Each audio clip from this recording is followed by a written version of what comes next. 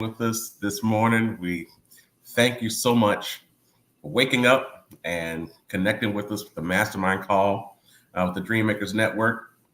Always excited to connect and have this call with folks every month. Sometimes it seems like it's longer than a month, but it was essentially just a little more than a month since our last call in early August. And now we are in the month of September and steady pushing. So it's truly a blessing to have this opportunity. And for those of you on the call for the first time, we welcome you to the Mastermind call with the Dreammakers Network. My name is Byron Deese here in Sanford, Florida. Who knows where we've met? We probably met anywhere in the country or even outside over the years, but we're thankful that you are live with us on the line right now. And if you're connecting with us later, if you're connecting with us via this recording, it's truly a pleasure to have this opportunity to reconnect for the Mastermind called the Dreammakers Network. And it's such, it's so interesting because now we are at that point where we passed Labor Day, and Labor Day is our anniversary. Labor Day is our anniversary. And so we have officially hosted this call for 12 years. So for 12 years, 12 years Labor Day. It's been since 2012, Labor Day 2012 is when we started hosting this call. I actually, to be honest with you, that kind of skipped my mind as I looked at the calendar. I was like, wait a second, this is an anniversary call. So I should have posted out a note said happy anniversary, but this is an anniversary call. And so we're thankful. That in of itself is just truly a blessing to not only have a network. I mean, some of you have been around since the very beginning and still hanging, which is crazy. It's always, I always wonder, I was like, if no one else joined in, I'll still be on here, and just rapping about whatever it is that's been going on the past month and what we're working on. But I can confidently say and thankfully say, I've never been hosted this call by myself. I've never had to do that. I'm prepared. I am prepared. But in the 12 years that we've hosted this call, I've never had to do it by myself. So that is truly a blessing. And I'm thankful for that. But again, for those of you who are connecting with us for the first time, this is our mastermind call. This is our personal development call. This is when we take a second from the rat race and just dive in on you. What's going on? What's your goals? What have you done to work toward it? What are the challenges? What happened that was a success? How did you get there? Give me the details. Let's talk about the drama. Like Jim Rohn says, the drama is in the details, so pull it all out. And sometimes we don't have those spaces where we can go and actually talk about accomplishments. You never know who's around, right? So it's like, you never know who's like, you never know who your haters are, right? Like, so a lot of times you have folks and you're talking about something that happened great, and you're so excited about it. You're thankful. And you got people around you and they're looking like, I'm going to mess that up as soon as I can. So, we've tried our best to create this space as a safe space to feel confident and comfortable sharing your plight, where you are, whether it be good or bad. It's interesting though. It seems like when you got bad stuff going on, you got everybody with the open ear, right? Everybody's willing to go, man, ooh, what was you? So, it's because folks, it's human nature, a lot of times when people are going through their own stuff and they will, they feel better about themselves when somebody else is doing bad. So, you have to know that a lot of that happens. A lot of that goes on. And maybe it was a point in your life where you were in the space that you're in right now. And, I'll tell you the truth. I even to this day still do the same trick. If I wake up in the morning and I am just not at it, right? Not feeling my best, down, or whatever the case may be, ready to sing a pity party, if you will. The first thing I do is look for someone who may be like, you could easily nowadays, you could just go on social media and somebody's going through something worse than you. And you can scroll and somebody may have just lost a loved one, or somebody just, something crazy happened. And I can shift my energy to that person and maybe send a prayer or a word of encouragement, or just to let them know that I'm there and I'm thinking about you and I'm sending love their way. Like that will kick me out of whatever mood I was in, right? And so that is a human nature factor where you're going through stuff or whatever the case. But if you have a spirit of wanting to, one, come out of whatever that funk you were in, but two, to recognize that in this life, we all are going through stuff, that you can begin the process. I remember as a kid watching my grandmother. I would sit down and watch her, and she had like this. She would write, on a little pad, or had this little note flip or whatever the case, and she would have everybody's phone numbers from all across the country, if you will, and she would just call them and start praying with them, and they'll lay all her stuff on her and the pity party, but she would say, okay, all right, good. All right. Thank you for telling me. Let's get to praying. Right. So this is this kind of a tech version of that, right? You just go to social media and see what's going on. But at the end of the day, we really want to make sure that when you call in, when you connect with us on this call, you listen in, that you're ready to open your mind, your heart, and your spirit to personal development, to the growth that you and God, the two of you, only know what's really going on. And you're ready to make steps in the direction of progress, of overcoming, of accomplishment, and to try to keep that spirit alive the whole way through. And we just know, man, there's always something and somebody and society just ready to dump every ill will. It's just ready, right? And it's ready to just dump it onto our brains. But we have to be intentional, very prepared, and understanding that those things are happening, whether we're combating them or not. It's happening, right? And so we have to also be prepared to think about the things that we truly want to see happen in our lifetime, on our watch, to be prepared to do something about it. Be prepared to do something about the things that matter to you.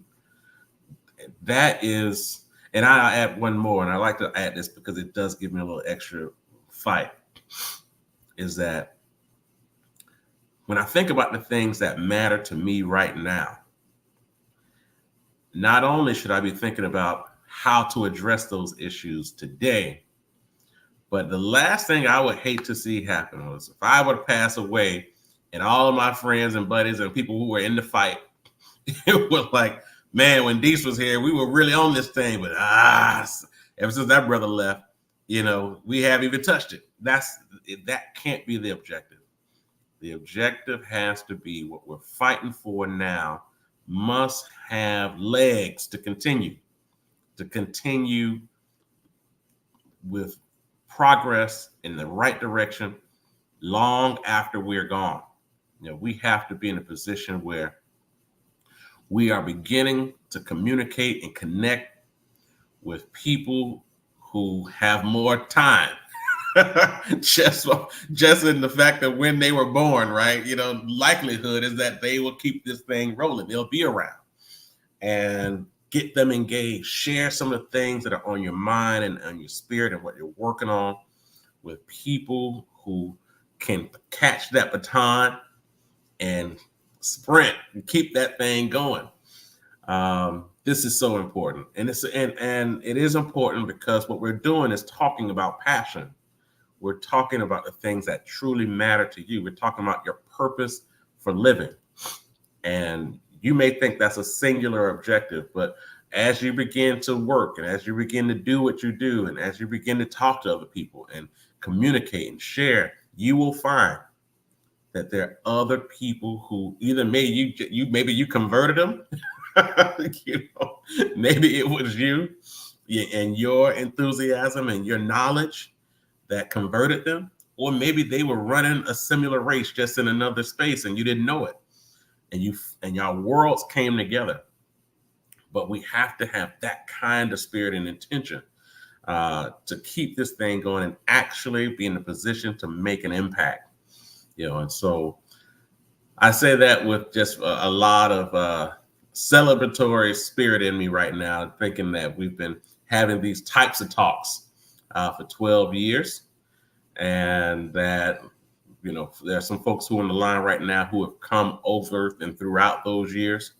But at the end of the day, there is the work is being done. We're doing something about what we care about, and don't let nobody tell you different. Folks say, I haven't seen you do nothing. All right, well, open your eyes, because we're out here, right? So, I'm ready for these naysayers, Like, it's always a lot of naysayers and, haters and just people who they live for that. I'm like, whatever, let's get this thing going. Get up and do something. Like Outkast used to say, get up, get out, and get something. Like, that's what I'm talking about. So thank you guys so much for being on the line, for connecting with us. I can't begin to articulate just how thankful and excited and just blessed, really, that I am to have you guys as a part of this network for so many years. And if we keep doing this thing right, it'll keep rocking, and we can begin to be available to each other and add value to each other going forward.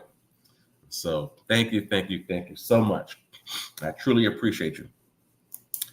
Well, I think we also, given the fact that we are here in September, that we have completed a 90-day challenge, and we've gone through this summer period from Memorial Day to Labor Day, working on what it is that we have committed ourselves to for that period, whatever it was: new business, healthy living, relationships, community outreach, spiritual life, whatever it was that you decided, I'm going to definite chief aim myself for 90 days to stay focused and committed on a particular goal, and you were able to do it. This is, I think at the end of the day, the fact that you're willing to do it and you did it is what this is all about. We try to, when you're talking about goal setting and, accomplishing things that have been on your mind, goals that you've had for a while, we all flirt with them in our brain, right? But the question is, are you in a network? Are you in a community?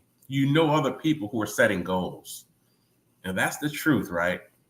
A lot of times we don't know people who are goal oriented. There's just a lot of people living, they're out there just living, just kind of getting up and doing what it is they have to be to be responsible, if you will, for their children, family, loved ones. But what I'm talking about right now is people who are on purpose setting goals. That I set a goal to do this, and here's what I'm starting tomorrow. Tomorrow I'm starting this. As a matter of fact, I'm starting right now because I'm getting my mind right, because tomorrow's the first day, right? And so that's what I'm talking about. And I think it's important for us to not be afraid. Matter of fact, it's important for us to be confident advocates of goal setting. There are people who may be afraid to talk about these topics with it because they don't want someone to take a radar on their life, right? It's like, oh, you over here talking about goals. Well, what are you doing? I don't see you with this, because again, like, naysayers are strong, like, the haters are strong. The haters have all of the words to say to make you, downplay and think twice about coming to them with some positive energy, right? so you have to be prepared for that, and but we have to, at this stage, what are we taking a stand for? You know what I'm saying?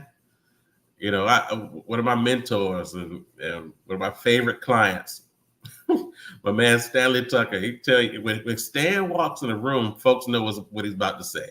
There's no getting around it. We walk in a room, before he can even say it, folks will say, oh, I see what Mr. Tucker's here. He's going to tell you it's all about access to capital. We need capital for Black folks. We need capital for Black business. And so you're moving with a certain level of, we know what this person is about.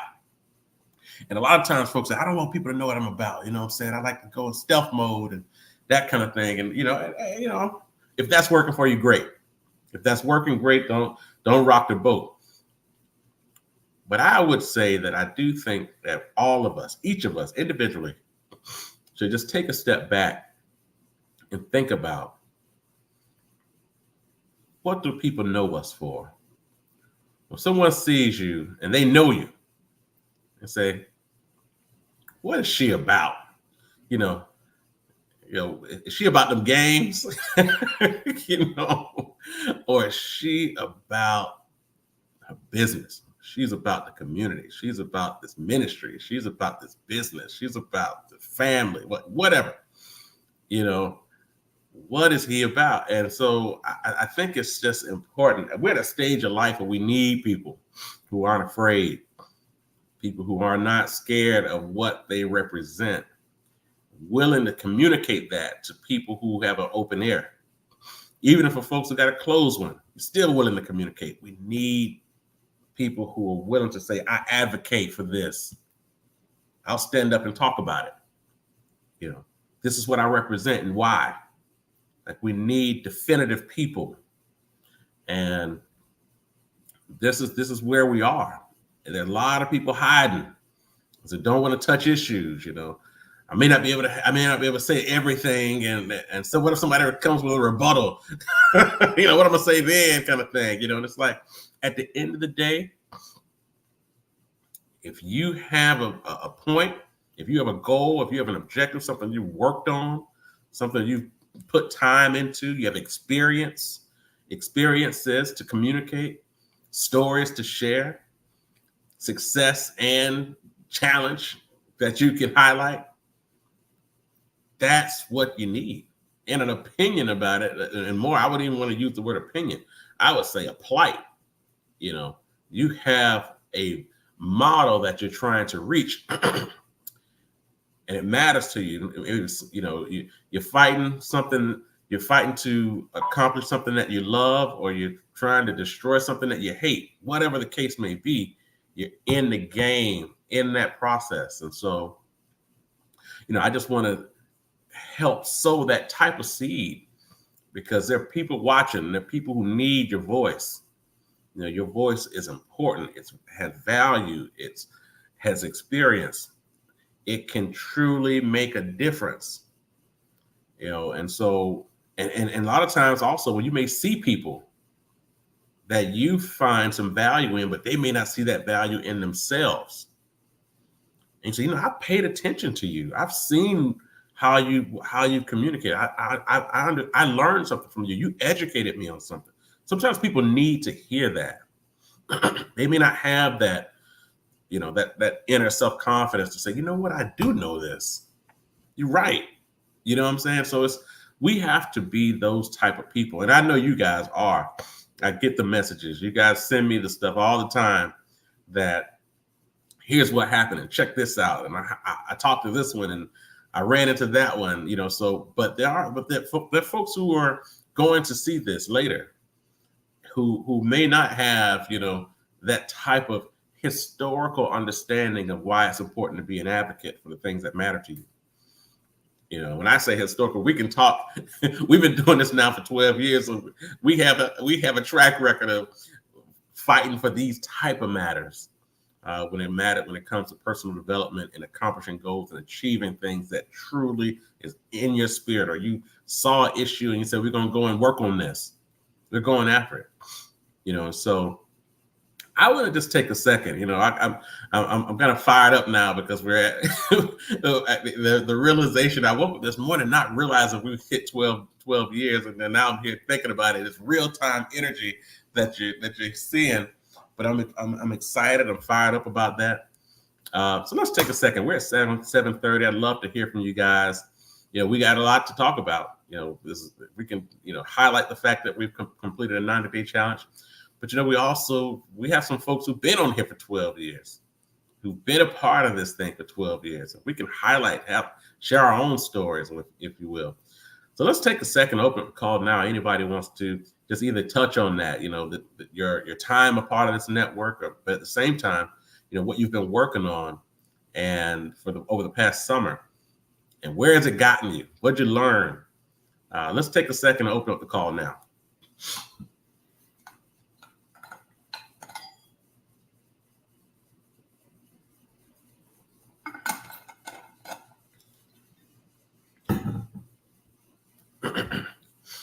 I'm saying for our folks here online, feel free to dive in on the comment section. We'll open up the call now for all of you who'd like to share.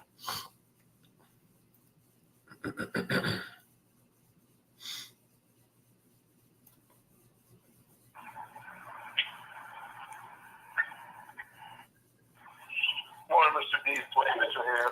Good morning. Good morning. Yeah, I'm doing a little multitasking here, going over stuff for my daughter, you know, AAU volleyball and stuff with Soul. But love it. Man, 12 years. 12 years. 12 years. Wow. I mean, that's all I'm gonna say is 12 years of starting out on a back deck with a little grill and some burgers, and some frozen burgers. Frozen. I don't think we even made the burger meat. I think we got those frozen burgers, right? 2 houses ago. Yeah. Wow. 2 houses ago, there was 3 brothers and some frozen burgers. I think that's the title of a book right there. I like it, man. That's the title. Three brothers and frozen burgers. Yeah, you know, I definitely want to say that, you know, it's been a blessing, it's been a journey, you know. I'm sure people call, you know, I'm not going through it all, but, you know, some of my ups and downs, some of my trials and trails, everything I've been through. So, you know, one thing that I am glad that I will say that I'm blessed that I'm still here, that I still made it, you know, for everything that I've been through, everything my friends, family, everything we've been through. Yeah. You know, well over a decade, you know, definitely. And the fact that, hey, I still wake up. You know, I'm waking up in the morning. Well, both.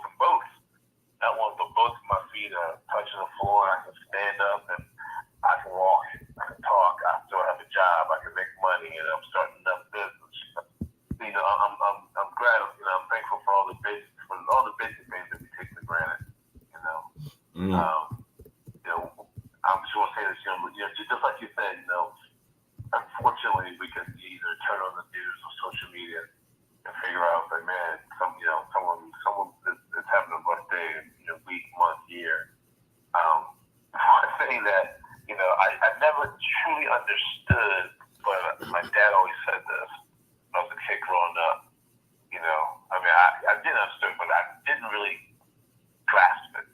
And he always said, you better be thankful for what you got, because there's a lot of people out here who don't have what you have. And he always said that ever since I was a little kid. I'm talking like 5, 6, 7 years old, 8 years old. You know what I mean? Just a little, you know, just a little youngster. You know, he's always said, you better be thankful for what you got. A lot of people out here don't have what you have. So true. And you know, I never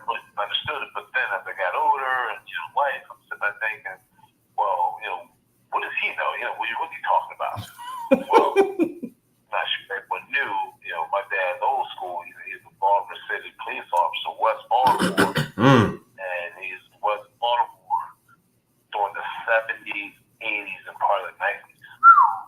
So he was in Baltimore like when it was rough. Yeah. I mean, tough, rough. I mean, he's seen it all.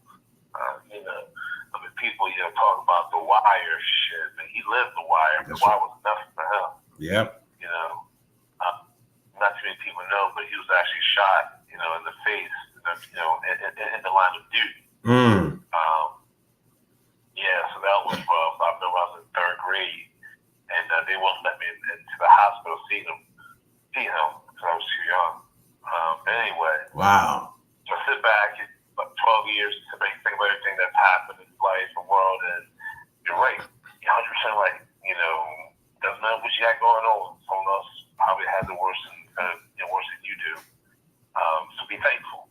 Be thankful. Be thankful for what you have. Definitely be thankful for what you have. Wow. And then on the flip side, we know there's other people that have it better than what we have. But do they really have it better than what we have? Do they really? You know what I mean? Yeah. So the thing is, why are we looking at other people, see what they have, and compete or comparing or whatever, and try to keep up with the Joneses? Nah, Jack, I ain't keep with the Joneses. Nah, I'm keeping up with Dwayne Mitchell. I'm still striving for Dwayne Mitchell and my two kids, But yeah. So to wrap it up, I don't know if some people followed my Instagram account, GOT Soul SOL Fitness. I took on a new challenge. Okay. I took on the ab challenge. Ab by and this young lady that I worked out with, Mike, and Mike, two people I worked out with at 5 o'clock in the morning up here in Conshohocken, Pennsylvania. Okay. Just 2 minutes out of Philly. They came in wearing stuff that shows off their abs on ab workout, and we all have wheels. The wheel roll where you go to your knees and you stretch all the way out and you go flat and back up. So they all have 6, 8 packs, and I'm still rocking my 2 cases of Natty Bow. I'm doing it.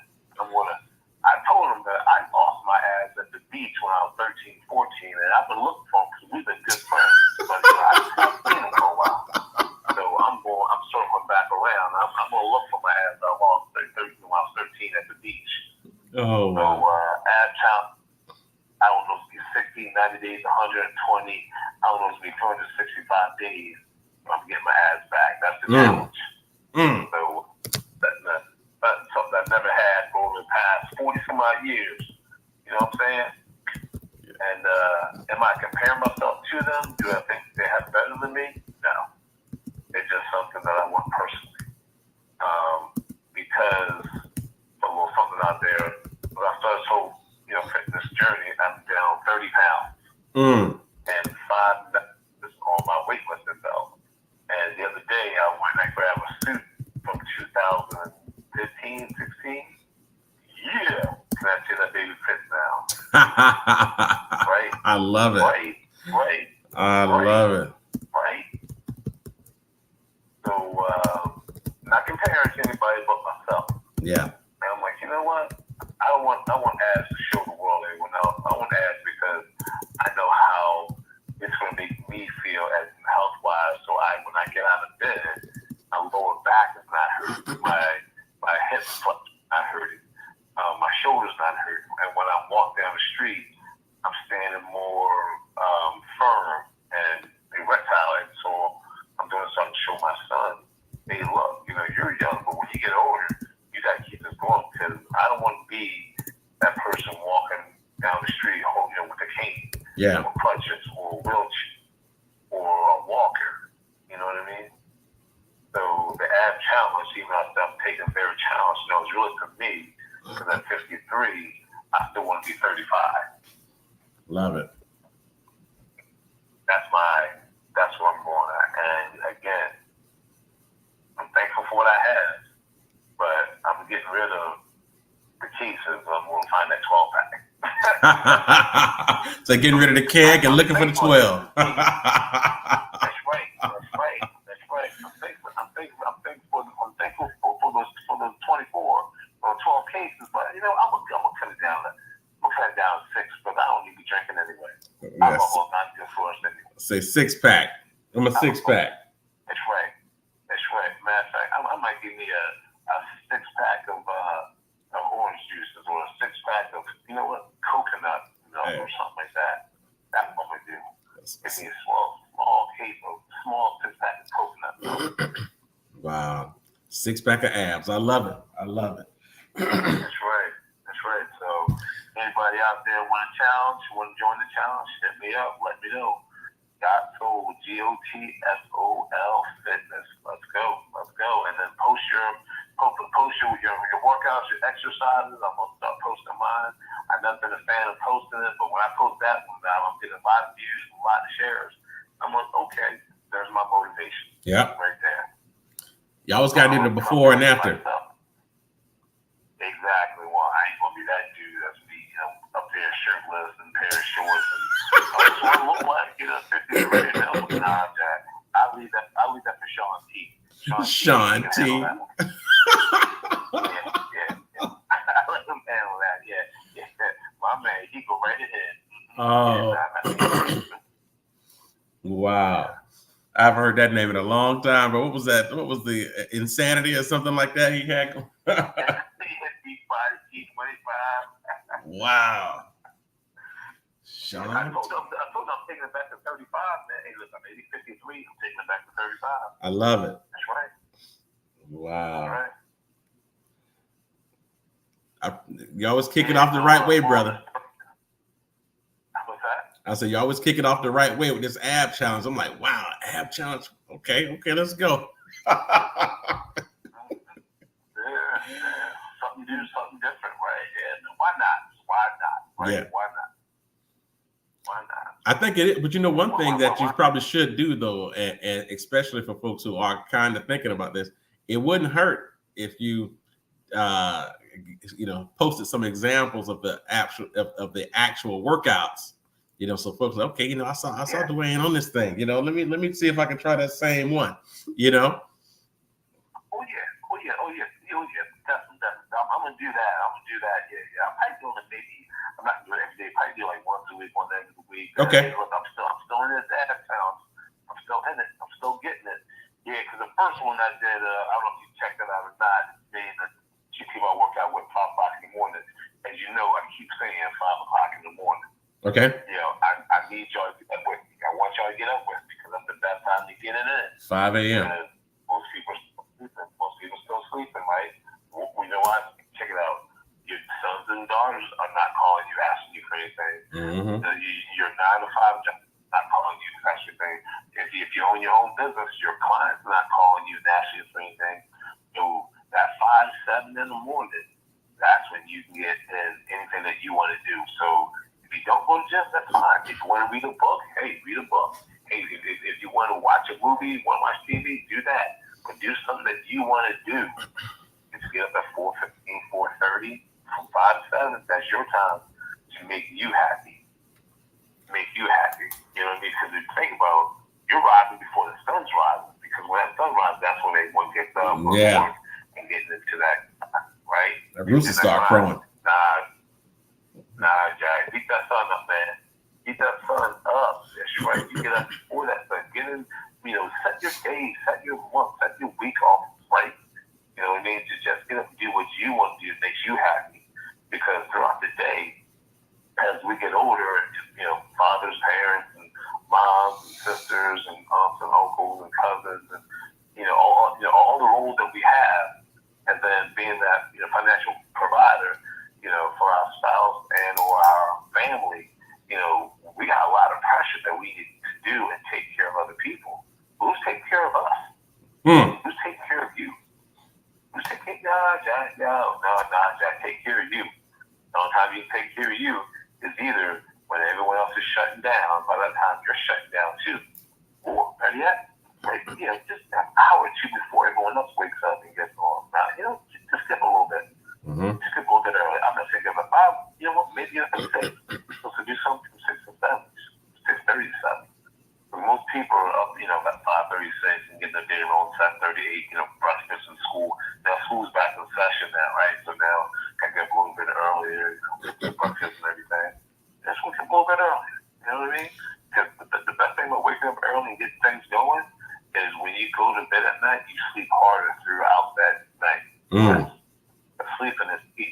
Sleeping actually fuels your body. Not only does food that sleeps will fuel your body, but if you're not getting hard sweat sleep, if your mind's still running, or if you're just a little agitated about something, and if there's anything, you won't get good rest. You won't get good sleep. So therefore, the next day, you'll be a little groggy. And then the day after that, groggy, and then it's just a vicious cycle that we're in. Yeah. And that's why you see some people that are just not happy because they can't, regenerate their body, mind, and soul. It's not being regenerated because they're not getting good sleep. Yeah. Right? And then they're not getting sleep. That means they stay in bed longer, so they're not getting enough to take care of themselves. And then one last thing I would say is, people say, oh, yeah, I'm starting eating healthy. I'm starting eating better. Nah, eating healthy and eating better, that's not the trick. It's eating normal. What we're doing now is we're not eating normal. We're eating all the, everything that's processed, stuff off, this is something someone told me a while back. I think I don't know if you told me, or if it was in a book we read or something.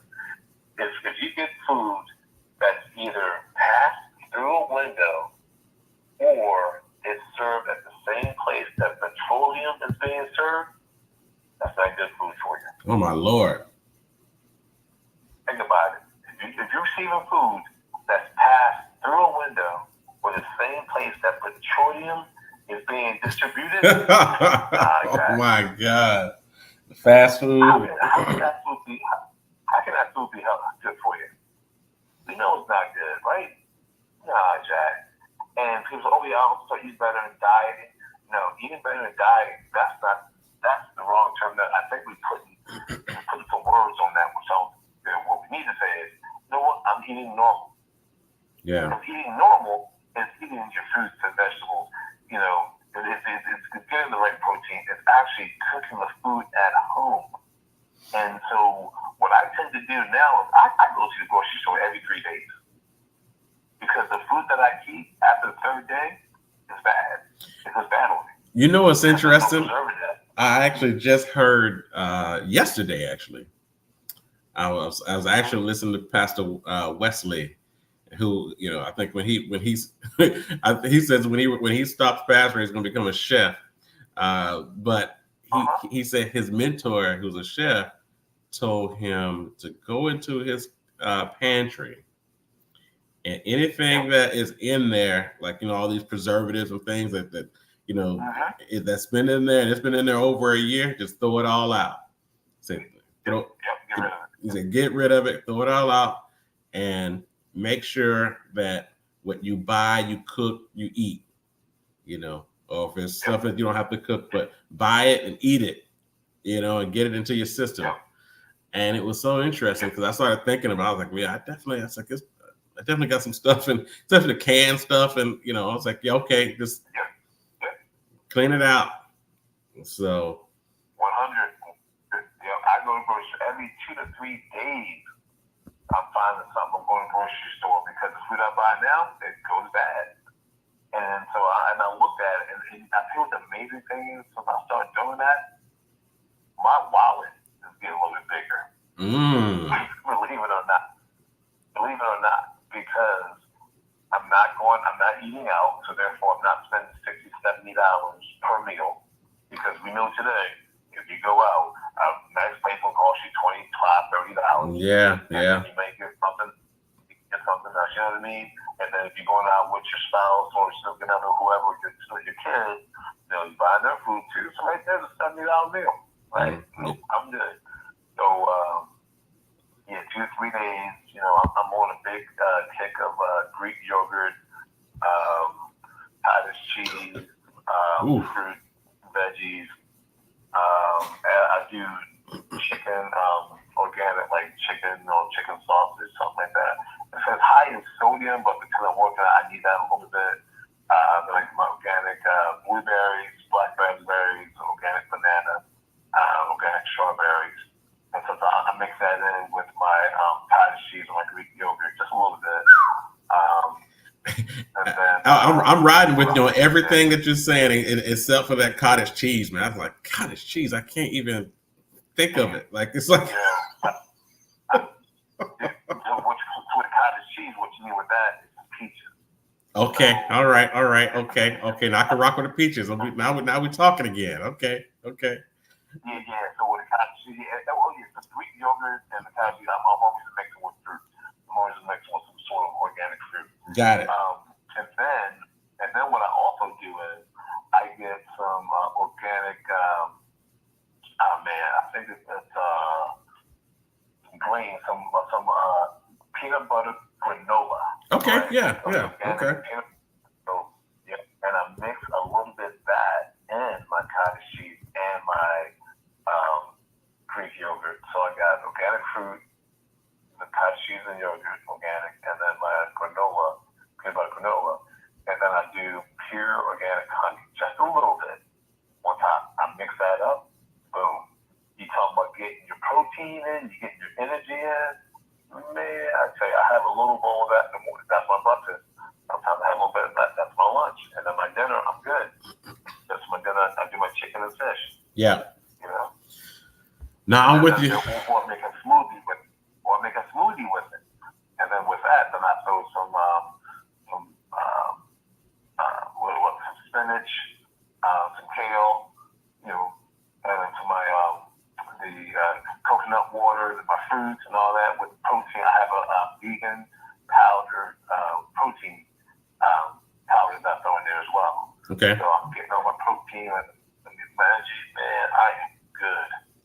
And now I'm to the point now, like when I go out to dinner, first I look for like I think chicken, fish, or steak, a good one. I'm like, I'm good.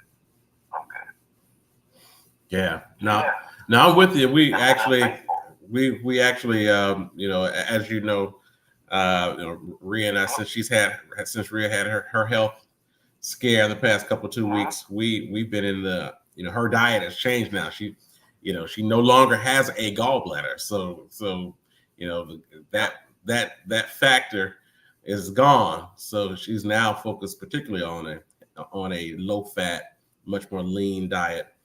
And you know, the past 2 weeks I've been doing the cooking, right? So, and I cook a lot already, but now it just requires more.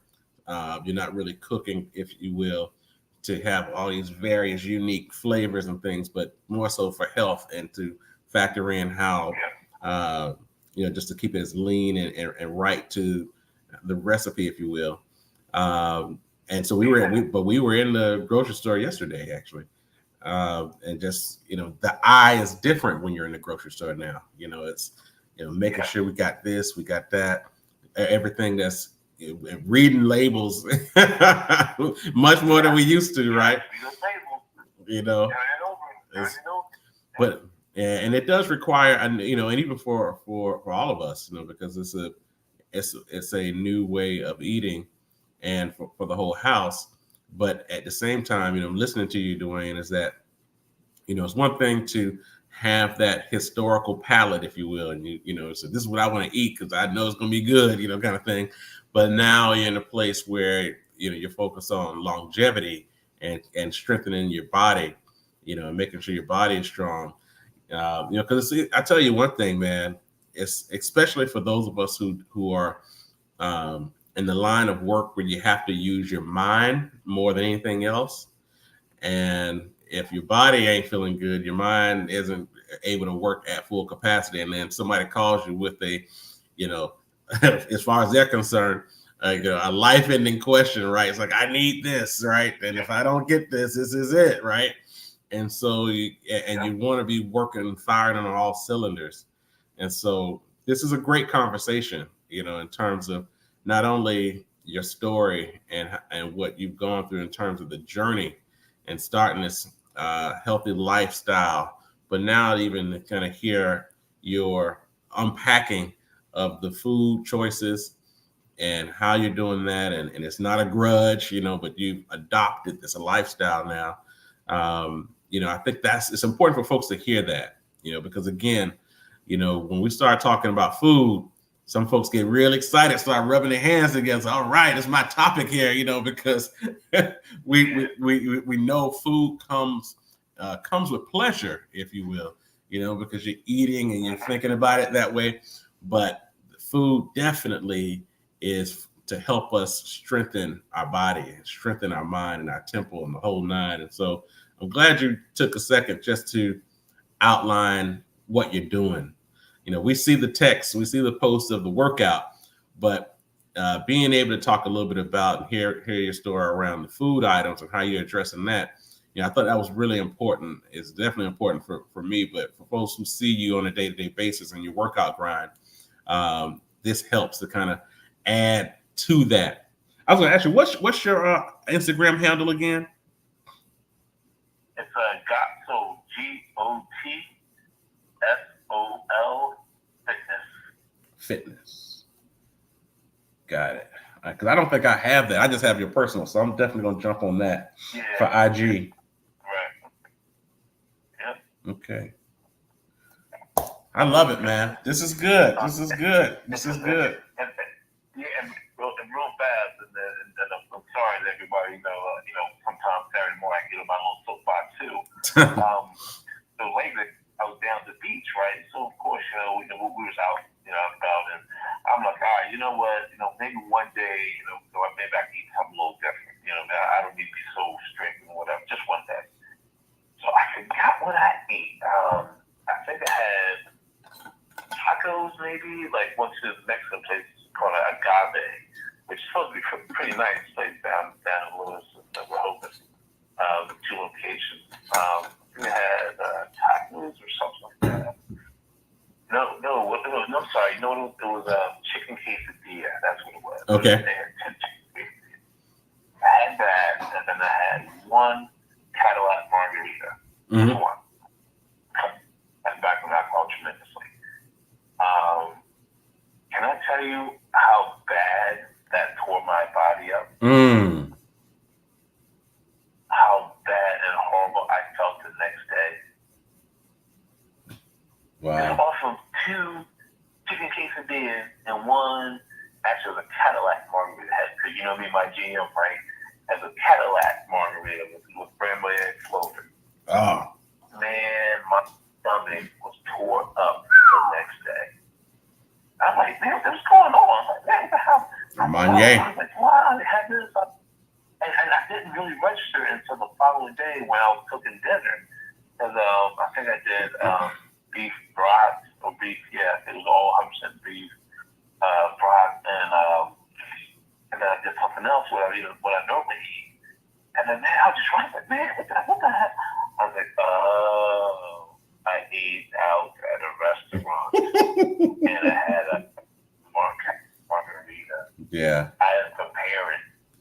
And it was whatever the way that they made their food, which is fine. It tasted good. It's great. I was okay with it. But it just didn't sit right because my body's gotten used to my cottage cheese, my Greek yogurt, my fruit, my chicken and fish, the way that I cook it. And then sometimes I do like organic chips. And just good healthy, not healthy, but just normal stuff, right? Yeah. Eating. And my body's telling me, it's like, dude, what are you doing? I was like, I'm not used to this mess. So, right? So if you sit back and think about, and I'm sharing this with everybody, because like I said, I lost a lot of weight and everything. But if you look back, and I made the joke, I said the text out about I lost it when I was 13. Look at what we were doing back in the 70s and how we eat in the 70s, the 50s, the 60s, and 70s. We didn't have all this like gourmet style going out to these high-end fancy restaurants where they do all this crazy stuff with food and drinks and this and that and this, and it was mom and dad working.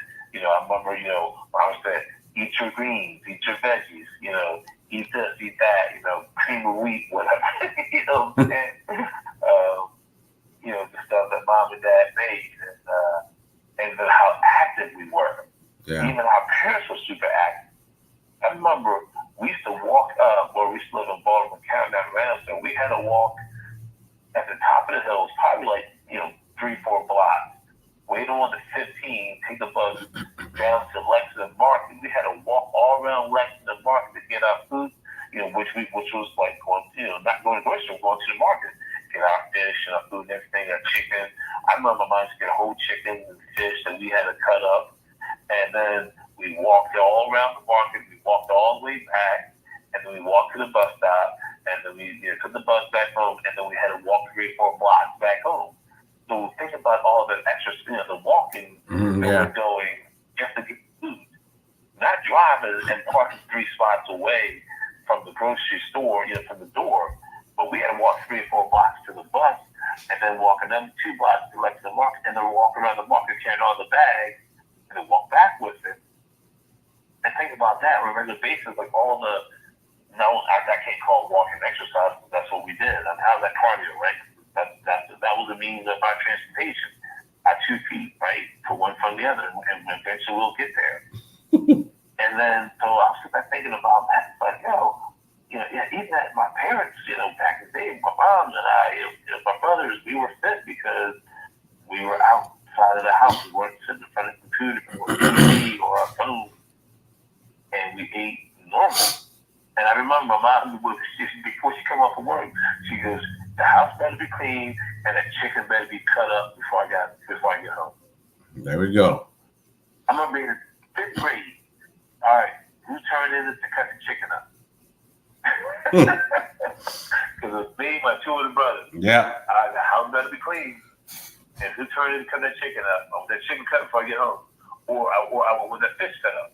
So we used to eat, and back in those days, we hoped they were fresh chicken, but guarantee that chicken is not like what it is today with all they pump the stuff in and all that. I'm sure it was like range-free chicken, right? It was chicken, from the farmer, around the block or whatever. And all the greens and everything were fresh, you know what I mean? Yeah. That was eating normal. And then we got to the 90s and 2000 with TV and social media and reality TV, cooking shows and this and that. Oh, look at this, look at that. Oh, look how he's cooking it. It's a race to what? Keep up with the Joneses. Yeah. And thinking people are living better than we are, eating better than we are. But don't forget, we have it a lot better than someone else. No, it's a blessing, brother. It's a blessing. Right. It's a blessing. Right. It's a blessing. Right? Yeah. So, if I'm going to eat right, just eat normal. Like, eat normal food that's not processed. Eat normal stuff that's not processed. We hear this, I'm sure all of us on the phone, we have decent cars and automobiles and all that, right? I mean, do we put traffic gas in it? No. I mean, do we forget to do that oil change? No. Do we forget to put air in the tires as well? No, because we got to feed that car to get us from A to B, right? You put the gas in, keep the oil change, you keep the transmission right, you keep the tires. And if tires if that tires are worn out, what do? We put 4 new tires on it. Yeah, boy, I got some new sneakers on my whip. Yeah. Right? Looking good, feeling good. Right? Hey, it's good. Hey, listen, brother Mitchell, always give it to us. But you've given us a strong 30-minute sermon on this bad boy. So I was like, it's we brought it strong to 8 o'clock, brother, and I think we got it good. I said, make sure you go to IG Got Soul Fitness to see the journey. Because listen, he ain't playing no games this morning. I'm telling you that right now. No games are being played this morning.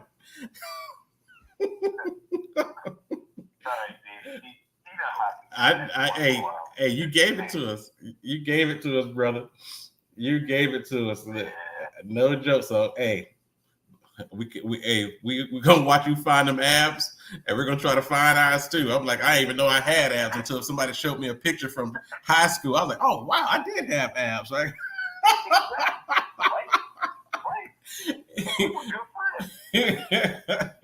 I thought we were cool, man. Actually, it's funny that you mentioned that you said you lost your abs at the beach.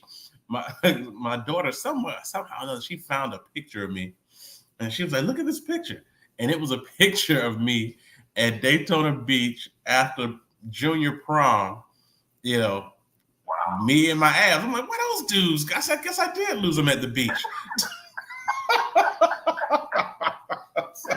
Right. I guess I did lose him at the beach, man. Back in '95 or something. So. Oh man, no. But we appreciate you, man. Listen, I think we're fortunate, man, to have somebody on the team who's working, who's focused on this health and really putting it in. And we watch, because we can go back to a couple of 90-day challenges, so we're maybe back in 2020, 2022, and to see that you stay consistent, the whole piece about celebrating longevity. When we talk about this hosting this call and staying committed to personal development for 12 years, and then everybody having their own unique stories, their own plight, and Dwayne was with us at the very beginning, but he's highlighting a new challenge that he started that was a challenge at one point and now is a lifestyle. And I think that kind of consistency is so important for someone who's thinking, who's thinking about doing something new. They're not there yet, but it's that flirting with it in the concept phase. And it's powerful to hear Dwayne talk about his journey. What age of just reaching 50 and saying, okay, I need a new path. I've lived 50 years, but I want to do another 50. So what do I do now to help me get to it? And that's powerful for some folks. You may have folks on here who's 35 and they're like, wow, like I can't even do that now. And this brother just said he hit 50 and starting it. So going back to, like I said, what Jim Rohn talks about, the dramas and the details, but the success story is in there. The consistency is in there. And so, man, I joke, but all jokes aside, this is really valuable stuff. I was taking a lot of notes. And just once you hear it, then it's real. You may not have done it, but when somebody tells you something, it's now a part of you. This now because you heard it. The question is, what are you going to do with that information? It's hard to get out of your head that Dwayne's on an ab challenge. Like, I don't think I've ever heard of that before. And I'm finding getting my abs back challenge. Like, that's a thing. And as soon as we hang up the call and it's finished, start looking at my stomach. Like, okay, where we at? Y'all in there? Y'all want to come out and play? So I'm with it, man. I love it, man. I appreciate you diving in and sharing, man. And actually, while you were sharing, we did get a note from our resident dentist, Dr. Truesdale. She was on with us this morning. Most of you know her as Dr. Truesdale, but there's a group of people who know her as, and fighting in the military. So who's colonel, or I'm not sure what her actual ranking is, but she's in the National Guard.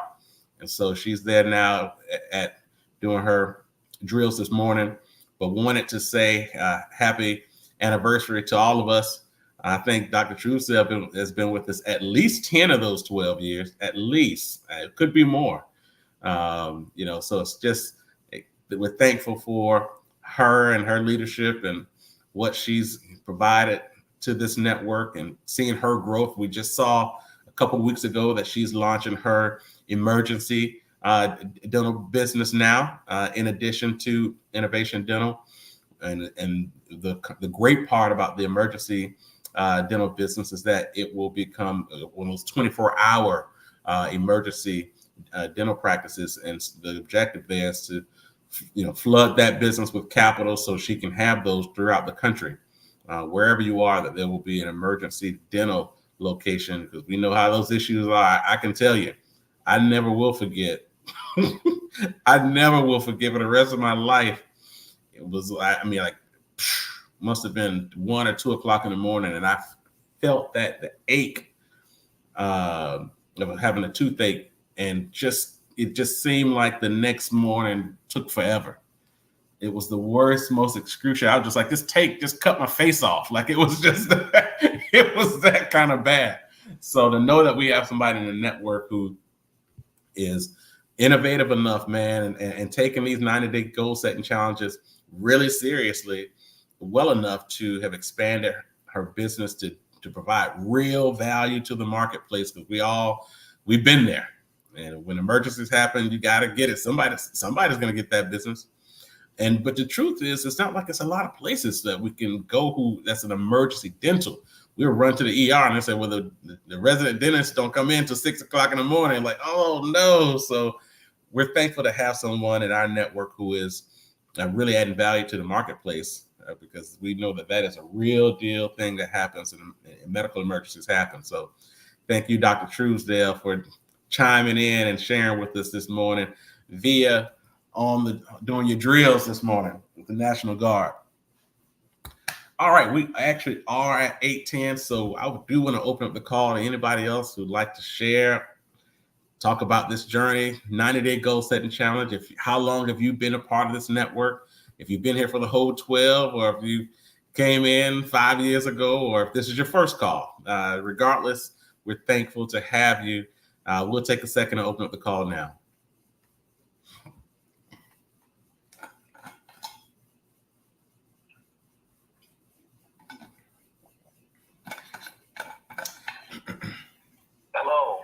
Hello. There he is. Good afternoon. Good morning. Yeah, this is my first call. I was invited by a gentleman. He's aspiring, and I needed this today because it's very good. I've been searching for my abs as well, and I appreciate it, guys. I appreciate everything that's happening here. I'm gonna go back on mute now because I don't want to take up too much time, but I just want to let you guys know that I love this. This is great. I'm going to tell more people about this. It's very interesting. You guys know what now? The Dreamers. Was it the Dreamers? Got it. Dreamers. The Dreamers. Yeah, I'm going to Dreamers. I'm going to.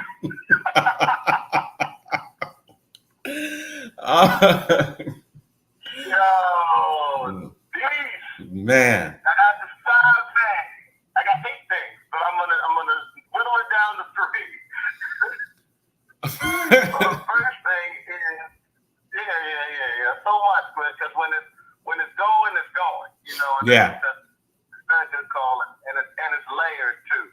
It's layered with all the things that are necessary. So I got to go to 5 things. Sorry, but the 5th thing that you were just talking about is Dana and Dr. Truesdale. Yeah. And the emergency thing, crazy.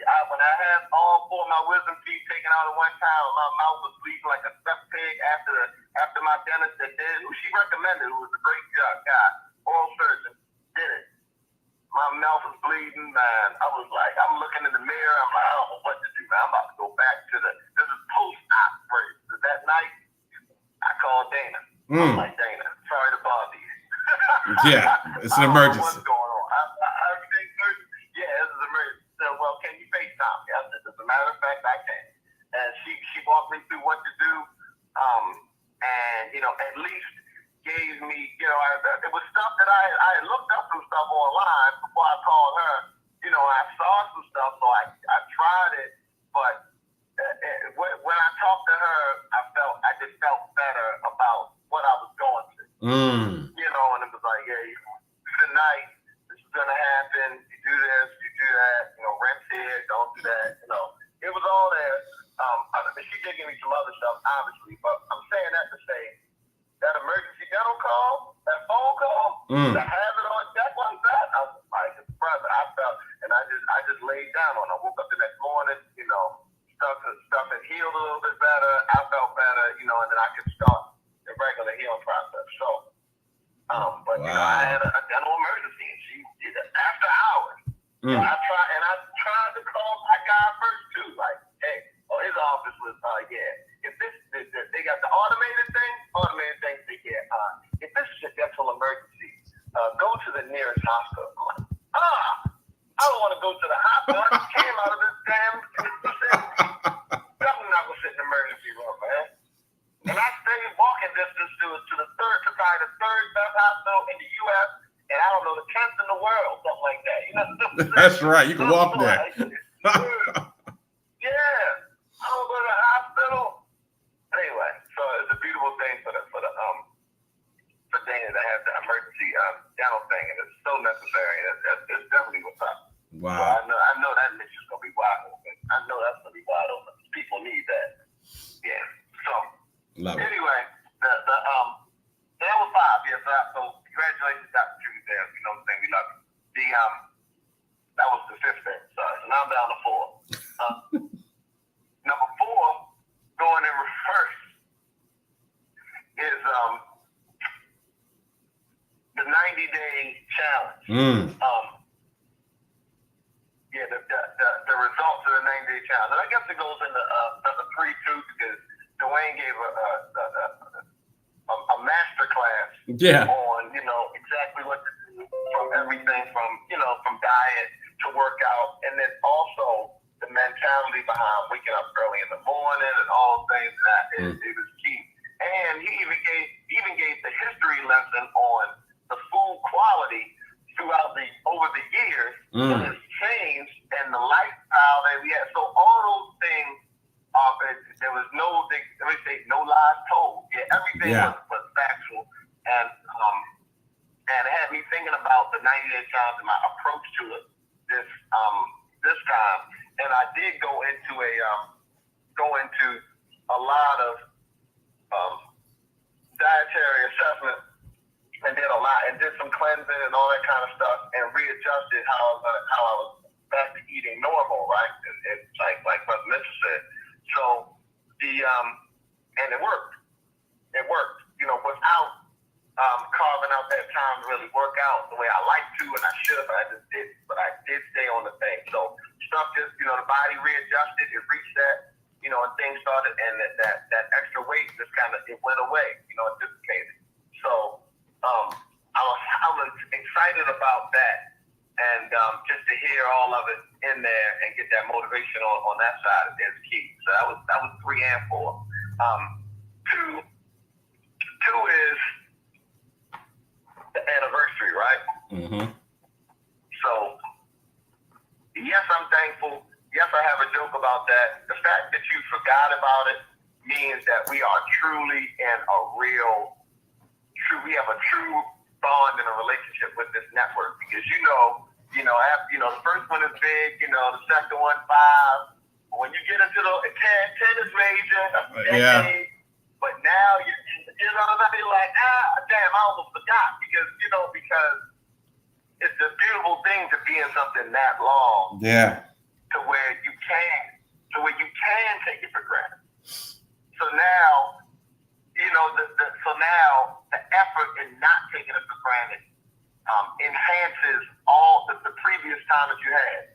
Does that make sense? I don't want to talk in riddles, but I'll say it again. So, like, if you've been in something long enough that you can take it for granted. Yeah. Right? First one, you never take the first one for granted, because you're so excited. New relationship. Everybody's excited about new relationships. Yeah. They are.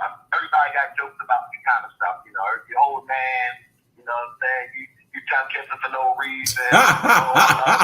For no reason. Yeah, you just, oh my goodness.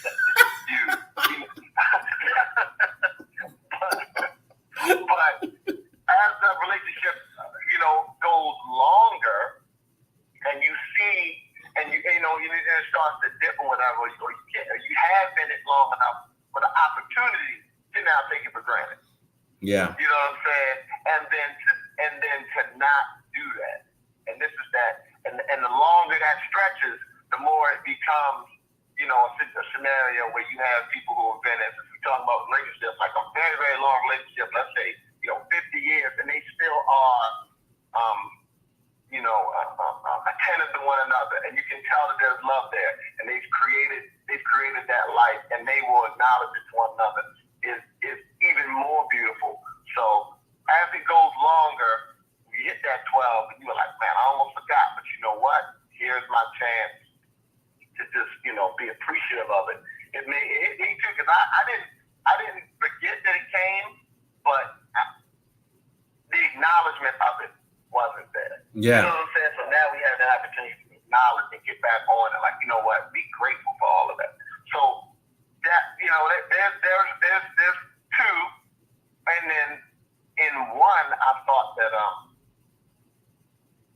and it was thought from Dwayne's thing, right?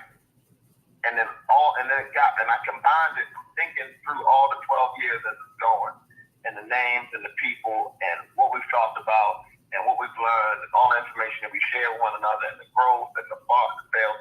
And I was like, yo, the truth about this whole thing is that it really works. Like, all of the stuff that we talk about, it really works. Yeah. And I thought about it over the time when I've struggled, when I've been, super successful in something, when I've thought about starting something, when I've made adjustments.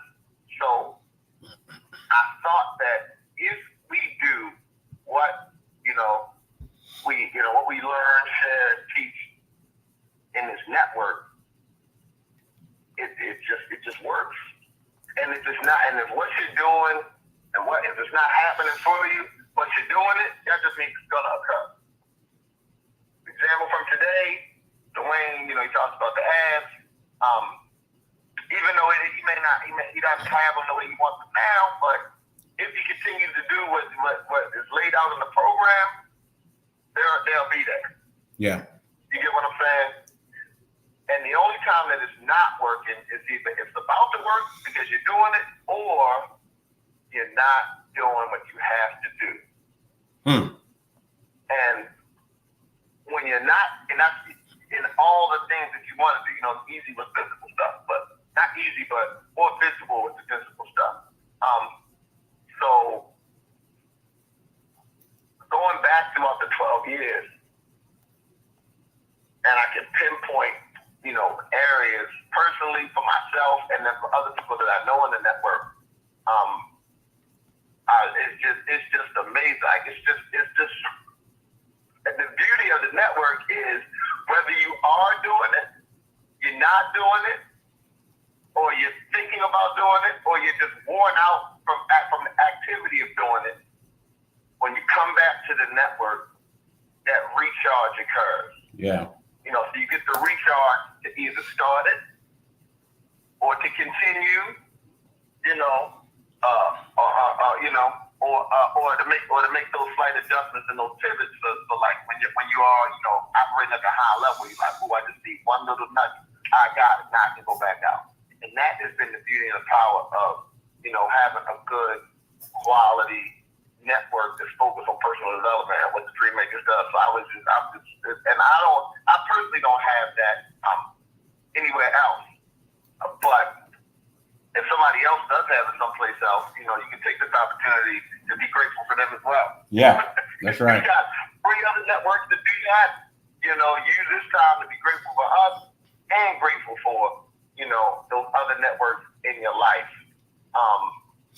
that you can go to. So, and that's what I love about this. I'm ultimately ultra, mega, super, whatever other superlatives we can lay on it to put on top of the word grateful for you, and then and Dwayne and all the other people for starting it, with frozen burgers, and then also everybody else that's been involved and is involved throughout the years, and the energy that they drop in to the network, that they allow us to use it. And I hope I've been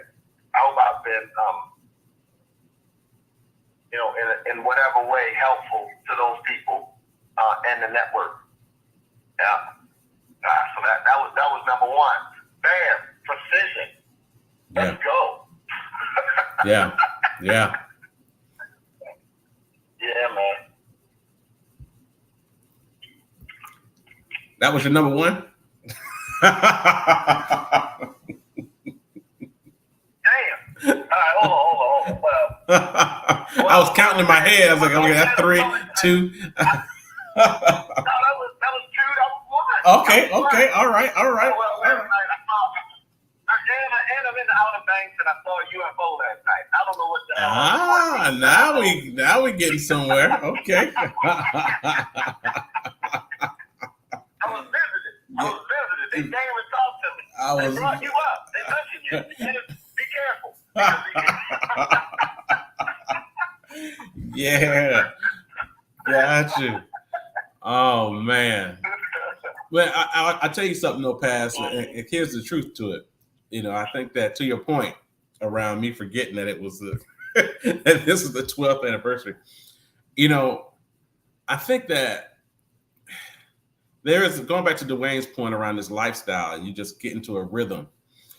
I was just sitting there thinking about how we started this thing really focusing on training our brain to think a new way, and so when you start originally talking about, your wishes, your command CDs, and who do you listen to, and the teachability index, and 4 steps of learning, like those were concepts that sporadically we kind of have heard before and things like that, but in a systematic program and a step-by-step, here's how you should approach life, like your thinking, and going through that process over and over and over and over, like it just completely, whatever I used as my initial, kind of filter, if you will, whatever it was removed, and when we started this process and teaching these concepts 12 years ago, it was replaced with that. And it's still to this day. And the truth is, what it has done has given me, on a personal level, much more confidence to go after things that I probably would have thought a couple times. Not to say I wouldn't have gone after it, but I would have thought about it a few times, or maybe second guessed it, or whatever the case may be. But this whole process of goal setting, it just really allowed me to put my foot on the gas and just not be afraid, because the process of, going through the teachability index is really, for me, I always, having that foundation of, I would say from the church and from a moral perspective, and trying to find things that would help to build your character. I felt like this process early on was adding to that, to whatever it is parents and grandparents were trying to give me and create as a moral foundation. This was just adding on to it, and it was helping me to navigate, even in just day-to-day goals. And so it's at a point now where I feel like, it is like, I've been married 14 years and we've had this network for 12, right? So it's like they're running hand in hand.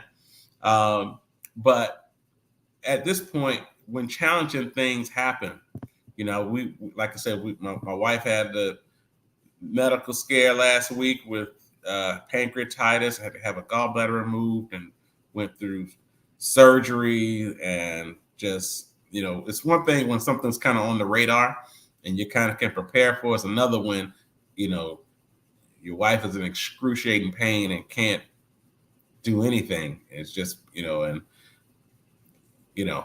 it's like, all right, how do you address certain things? And that was one of those moments where there was a lot of concern. We were in the hospital on that first day, and when a doctor comes in and says, "Yeah, you're very sick," like, it's one thing for a random person, or maybe your auntie or something, like, your cousins say, "Man, oh man, you look real sick." But when a doctor comes in and says, "You're very sick," your blood pressure is 196/95. And anybody who knows blood pressure realize that is, stroke territory, right? And so okay, in these kind of situations, how do you, all that personal development stuff you've been talking about, all this stuff that is, helping you in business and in the community and all these things, what does that do for you when your wife is laying there in excruciating pain and, you know, helpless, if you will. And and everybody else is looking around like, well, why you ain't do this? And what about that? And why didn't this? You know, everybody is in, you know, coming at you and asking different things. You know, at that point, how is it? How are you using it? And the one thing that experience gave me was, you know, at the end of the day, you got to make the main thing the main thing. And what is the main thing? You know, getting this sister back to health. And doctor, I hear what you're saying, but what's the main thing? Oh, okay. Well, I know I said a lot, but the main thing is this. Like, great. That's what we're focusing on. People calling, hey, what's the main thing? All right. Main thing is, you know, she's there. She's here right now, but we're trying to get her to that. And so the only thing we focus on is the progress between where she is and where we're trying to take her, where we're trying to get her, you know, and that's, you know, so keeping the main thing, you know, and even even in your prayers, you know, praying about the main thing, you know, and don't get, you know, scattered about all these other things. Like, yeah, it's a lot of stuff going on. You know, that week, I tell you, I here's another point. I had, you know, brand new, big new client meetings already scheduled for that week. But when you're making the main thing, you have to ask yourself, well, what's the main thing? This big, brand new client, shiny new client that already paid you a retainer? Or your wife is laying here in pain and completely limp? What's the main thing? What's more important? Right? And I proudly picked up the phone and said, hey, we need to push this out a week. You know, this needs to be pushed out. And before I knew it, that brand new client was praying with me and for someone who never met her. You know, so we have to, in this time of scattered, this is more important than the other thing, and why you're not doing this. Listen, what's the main thing? And there are going to become times when your main thing may not be somebody else's main thing, and that's okay. That's okay. At least y'all know.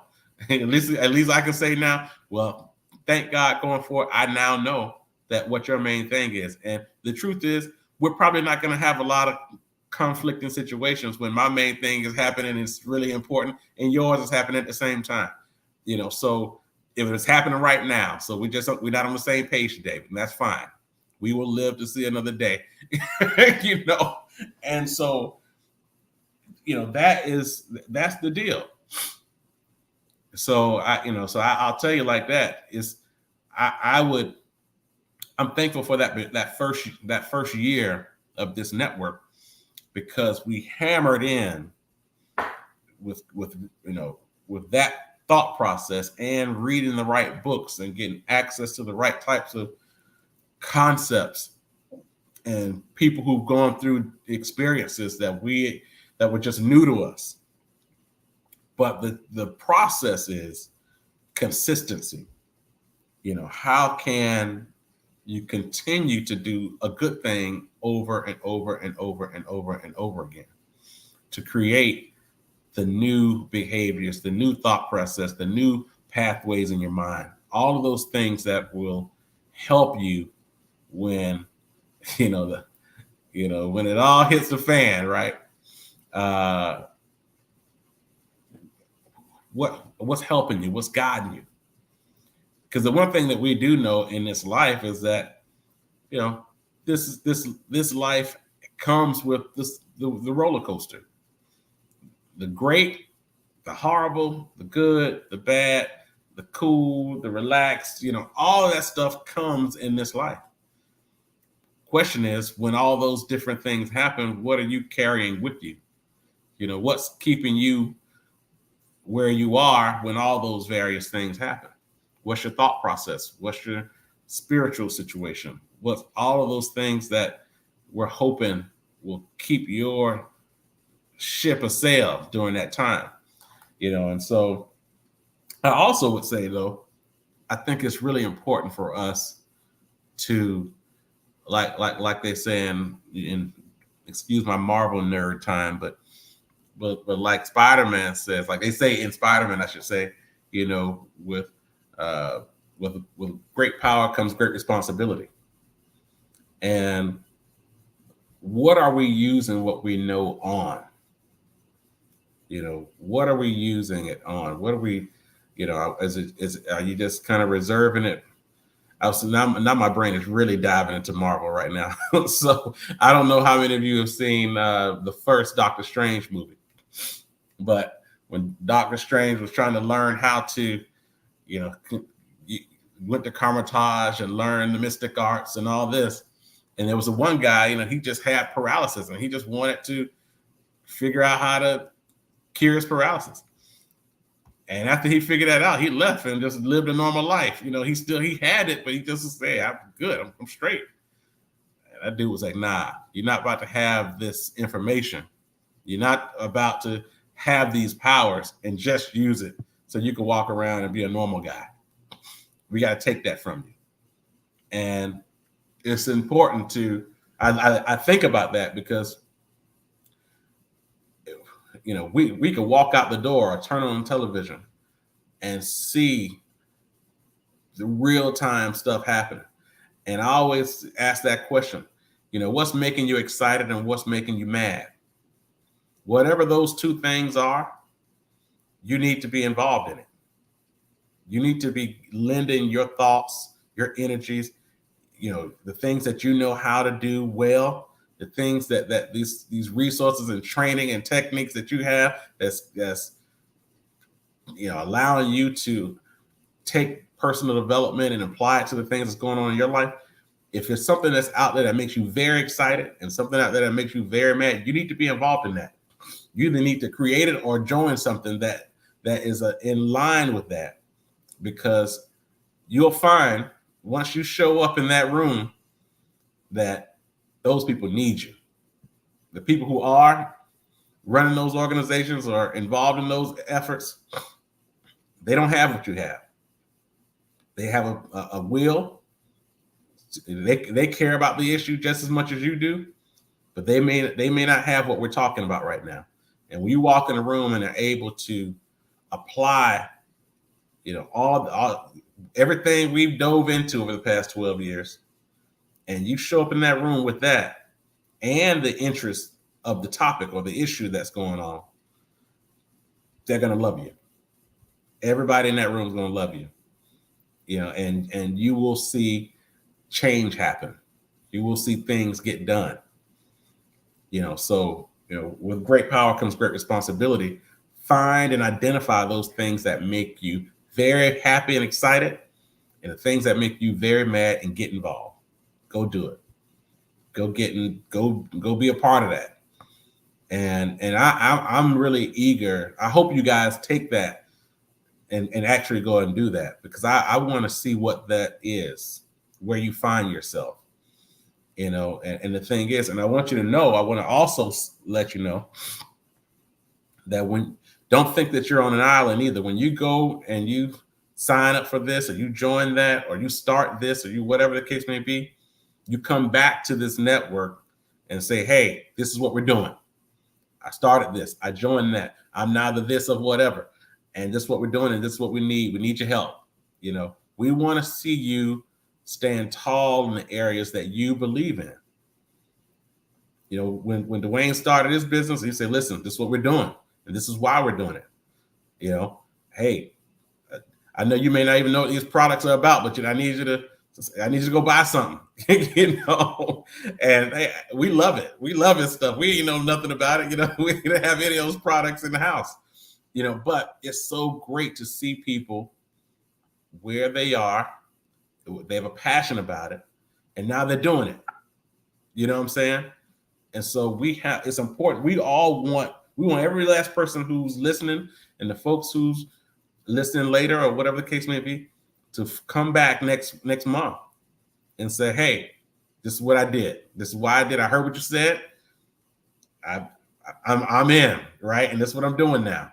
And this is why I'm doing it. Because now because we do know there are, this is the one thing, we talk about this a lot, but it's worth talking about it now. When you start raising your vibration, you start raising your energy, raising your, your positive power, if you will, it is contagious. People was like, whoa, man, that person just came in here and gave us a dose of something, right? They don't know what it is. They can't really say what it is, but all they know is that they want you back. And you're going to have people saying, please, man, can you come and do this with us? Can you just join us with this? And can you be a part of that? They're going to want you back. You have to know, though. You have to ask yourself, go back to that thing that I just said before. Here's the test. The test is, does this thing that they want you to do make you very happy, or does it make you very mad? It's the cause. Like, is it in there? If it's, I think it's a good cause, but, it's not my thing, but I think it's great. I hope they're doing great. Don't show up at that next meeting. I listen. If it's a meh, don't show up. Don't go. Do not go. Because do not go. I don't know any other way to say this. This is a project we're trying here. And I know Paz is laughing because he got a story. I'm sure he's about to drop on us. No, not at all. There's so many. I'm not. You're dropping enough jewels. You're right. But you do show back up, and then before you know it, you're the director. You're the director of something. You're the director. What the hell am I now? You're the director now. You are the director now. Like who? There's no other choice. Everybody's like, yeah, he's definitely the director now. Like, he's here. Like, we've been waiting for this. Like, you're the chairman of, dude. Yeah. Yeah, you're right. I'm glad. I'm sorry. Go ahead. I'm bad. Yeah, you're right. Another joke. I'm just being straight up with you. But what I'm saying is that there are some things you probably should be the director of that you're not. Right? There you go. That's my point. My point is we don't have time to waste time, right? We don't have time to waste. This is an easier way to say it. We don't have time to waste. So let's use the time actually making an impact from your perspective, not from, our neighbor who we really think is a great person and she does some good things, from her perspective. No, from your perspective. What does impact mean to you? Like, man, if we could really get this, like you do that kind of thing, like you hit your fist on the back, you know what it is. I can't answer that question, but everybody who's listening right now, you know what that thing is. You're sitting at home, you heard something, you watched something, and it just either pissed you off or you like, man, every time you see it, you get a real good feeling. One or the other. It has to be on one of those two extremes. One of the two. But you know what it is. But whatever that thing is, you need to be in it. But it cannot be lukewarm. That lukewarm time, we passed that. We passed the lukewarm efforts, if you will, where you learn and you train, I remember when we were coming out of college and, we had all this energy when we had a little money in our pockets and it was, we're trying to meet people and do things. And we would join various organizations just for networking and just to, show a little bit of what we have and what we learn, that kind of thing. Maybe we're looking for some mentors. And so, during that time of, discovery phase where we're really trying to learn more about ourselves, sprinkle a little bit of what we learned, see what we got kind of thing. That happened 20 years ago, 30 years ago, depending on how old you are. We did that back then. We're at a point now where we have to, whatever we do, it has to be about impact. There's no other option. We have to be white hot focused on what it is that we're here to do. The thing we have to really ask ourselves what gets us going and why, because we may not be able to pinpoint what we should be doing in terms of like if there's already an organized effort doing it, or if it's something that we need to just start, or if it's something that, or if, you know, whatever the case, we may be in the exploratory phase there. Now that's fine. That's perfectly fine, because this helps you get, but you do need to know and at least start asking yourselves and paying attention to yourself, more importantly. So what gets you going? What gets you happy? What gets you mad? One of the two. Find yourself involved, because what's going to happen is that once you get involved, all of the creativity that's in you that's been waiting to come out, it's going to come out. It's going to come out. I'm a speaking, living witness that happens. And you like, yikes! Like, where's this all coming from? It's in there. It's just been waiting. Your creativity is sitting like, man, let me do something. I'm here. Like, put me in the game, coach. So, but it won't come out doing lukewarm stuff. Your creativity is not going to come out doing lukewarm stuff that you okay. That's why a lot of people don't really like their jobs. You know, they got a job and they can do it, and they kind of, but they don't feel fulfilled because their creativity is like, it's just not it. Give me something else. I'm like, well, I don't got time to do nothing else. I got to pay these bills, and so and some people live their whole lives like that. They never had a chance to get that creativity going. They had little spurts. Oh man, I met this guy and he said this thing, But we got to know that we got to really know ourselves, because life keeps going and years go by and things like that. But pay attention. Pay attention to what's getting you fired up, happier, mad, right? And when we get to that point and those creative juices start, literally, I literally have to I got to cut this thing right at 9:00, right?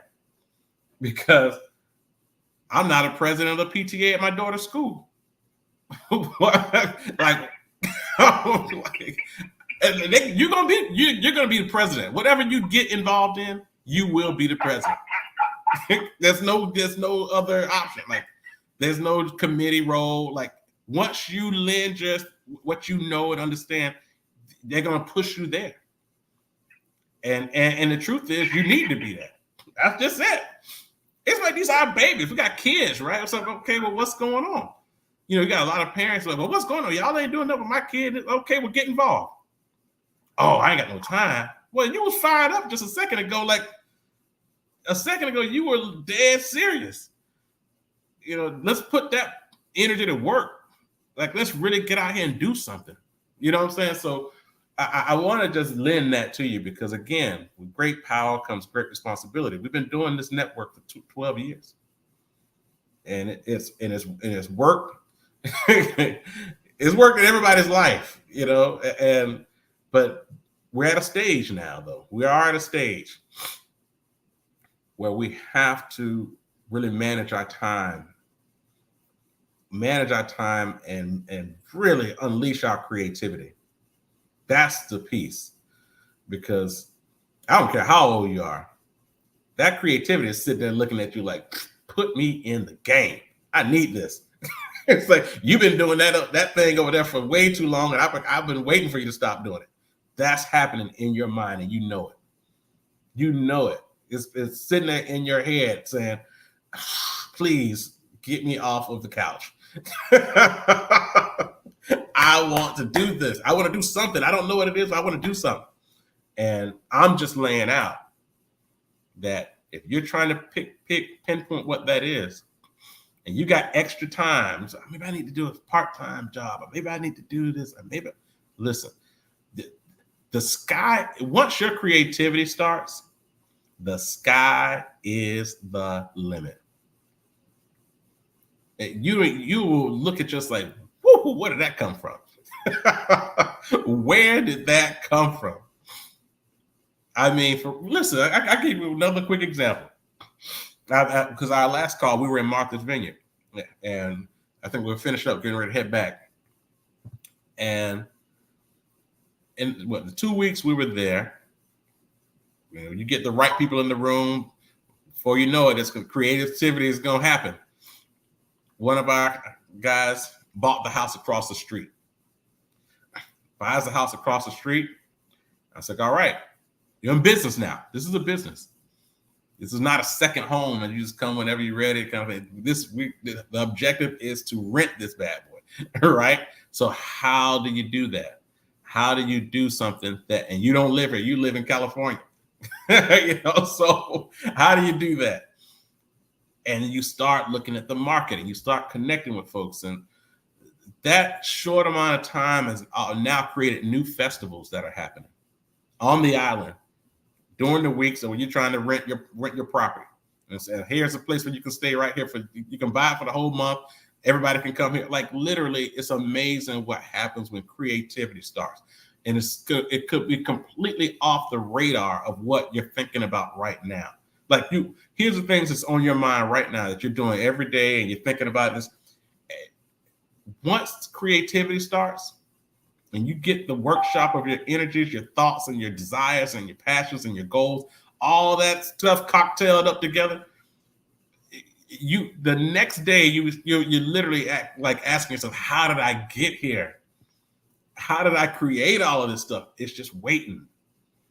The combination of the creativity in your thoughts, the excitement of what's possible, the goals you've already set, the aligning up with like-minded people who are willing to mastermind on stuff, like that kind of cocktail is enormously powerful.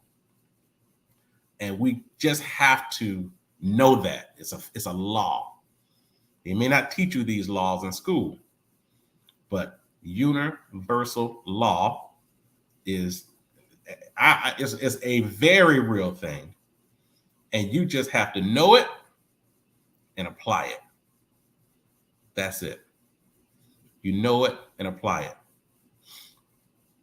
Don't let the worry and the doubts and the ooh and the ahs and all that kind of stuff get into your brain. People who don't believe and don't have that kind of faith, they're going to give you every Debbie Downer thing to think about that could potentially tell you not to do this. Trust me. And it could be your husband or your wife or your mama or whoever. The people who love you the most, they're going to be the ones. So you just know, you don't divorce them. You just say, oh, okay, I got it. I understand. I understand. That's what you say. I understand. Thank you. You love them. You continue to love them. But what you do need to do, though, is surround yourself with folks who can get this job done, who can get it to the next point. Right? And that's the challenge, right? It does require, I got to be honest, I don't get pushing 9 o'clock here, but this is so important. I got to be honest. It does require emotional intelligence. It does. Because listen, I've seen people get divorced just because one person had a big goal, the other person couldn't really see the vision, and said, you know what, man, you cramping my style, I'm out. And then fully divorced and broke up a family off of that. Like, that's not it. But what you do have to do is when you are starting something that you care about, or you're joining something that is truly adding value to the work that you're here to do. And when I say the work, I'm talking about life work. That's why I'm trying to stay in these extremes. I'm talking about things that make you fully excited and you can articulate why it makes you excited, the things that piss you off to the high heavens and you can articulate it. Not that lukewarm stuff. Now, I really can't say it better than that. Stay away from the lukewarm. Get into the areas that really get you going. And because you can explain, you can talk about, you got a story. I mean, for real, I showed up to a recruitment, actually the PTA meeting the other day. I said, listen, why would I get involved in this? This is a middle school. When I was in middle school, I got kicked out of one middle school. I had to go to a completely different middle school. I recognize what happens when you are 12, 13, 14 years old. It did a whole write-up on my bad behind it when I was 13 years old. In the newspaper, I recognize what these boys are going through, and the girls too. So there's a story behind that. There's a inner passion behind that. And if we preach that enough, whatever that you got a story. There's a point that you remember that you can give a lot of details on. Put that to work. Like whatever it is for you, put it to work. And then here's the other part. And you say, well, what's the end game here? One, the end game is you're passionate about something. Go fix it. And at least do your part. Set some examples that other people can see. Man, you remember that time when he was running it? Because when she was running, we all say that even today. When she was running, it was the truth. And everything was right, and this is it. That's what I'm talking about. So, I just want us to recognize that there's a lot that we can do. There's a lot of the answers that people are looking for are right here with people who are listening right now, with people who are got access to this call this morning, who are on live, who will see it later. You got it, but you got to really allow that creativity to live. Give it space to live. See what happens. Just test it out. Why? Just go for it. Because once you do, you'll love it. It's nothing like being in a space where you can go to work. A space where you can go to work, you do it for free. It's just, a lot of times it's volunteer stuff. I know a lot of times we focus on the money. I'll tell you right now. I was thinking about this the other day, actually. It's crazy when you really think about it. I look at others in my field, particularly on the financial advisory side, who are much more, lettered, if you will, this one and that certification and work with this one, that one, and all these different types of things. But when we're talking about impact, how do we get to impact? We could, make a lot of money. Great. So when you make a lot of money, what do you do with the money? Are you making an impact for your family? Meaning, they lived in a big house, they eat every day, I was able to put this one through college or whatever the case, like, let's get to impact. Like, okay, is impact, when you talk about impact to yourself, does that mean me and my family, me and my friends, me and my community? Like start asking yourself, what does impact mean? Is it me in the country, me in the world, me and Black folks, me and women, me and my college? Like, you got to really start asking, what does my definition of impact and yours may be completely different. Who am I? Who's changing because we decided to do something? Whose life was benefited because we decided to do something? So ask yourself that question and begin the process of coming up with your own personal thesis of how you are moving in this life and what you represent. So that's all I got, because I got to get off here at 9:00. Anybody else? Actually, I want a couple quick things I want to put out there. This week, actually, we're going into starting this week is Congressional Black Caucus. So going back to Impact. So I'll be there this week. Congressional Black Caucus, white hot focus. In the past, we've gone to all the receptions and networking events, and that's cool.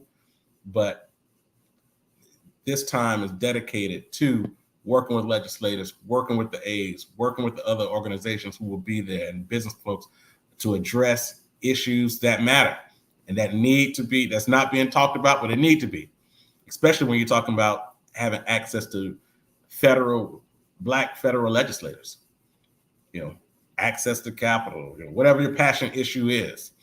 So be there that week. Also, this Thursday coming up, another point of a client who just recently became the first Black board member of the Bank of Glen Burnie. So we're doing a reception for him at the Prime Rib at Maryland Live on Thursday from 5 to 7. So come out, get a chance to hear from this brother doing some great things. It's another good opportunity to connect with folks and hear some people who got dead serious about what they're doing and impact from his perspective. You know, the swearing in to become a bank board member is really just almost like a cherry on top of a host of a long history that he'll talk about of being intentional, focusing on impact, leveraging your skills, and still being young and doing this. You know, that's my thing, right? We don't have to be, you know, very senior and looking at the twilight of our lives and get to these places. Dude, you get focused. That's people waiting to put you in the game right now. Like, you know, so, you know, there's no need to wait. Oh yeah, you know, and got a lot of grades and you don't have to. While you got the energy, everything can happen right now. You know, so that's on Thursday, 5 o'clock at the Prime Rib, Maryland Live. Also Saturday, Associated Black Charities is having the cookout.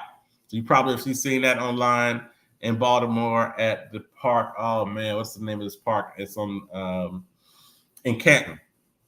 I'll send out the more detail. I can't remember the name of the park that's in Canton on the waterfront. But that starts from 10 to 4 on Saturday. So I'll get that information out as well. So it's gonna be a busy week, a lot of stuff going on.